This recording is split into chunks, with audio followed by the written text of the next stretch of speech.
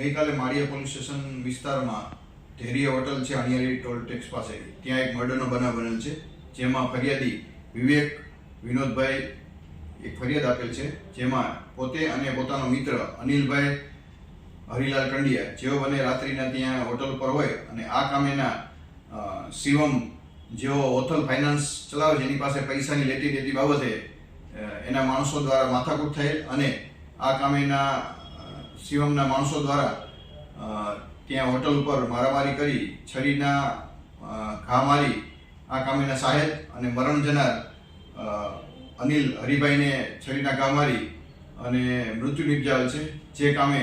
ગુનાના કામેના કુલ 6 આરોપીઓની ધરપકડ કરવામાં આવેલ છે, જેમાં એક મોહન ઉર્ફે શિવમ ભગવાનજીભાઈ ભુંભરિયા છે, તથા રમેશ ઉર્ફે રામો અર્જુનભાઈ, તથા પૃથ્વીરાજસિંહ ભગીરથસિંહ ઝાલા, તથા ગુલામ હુસેન મહેબૂબ પઠાણ,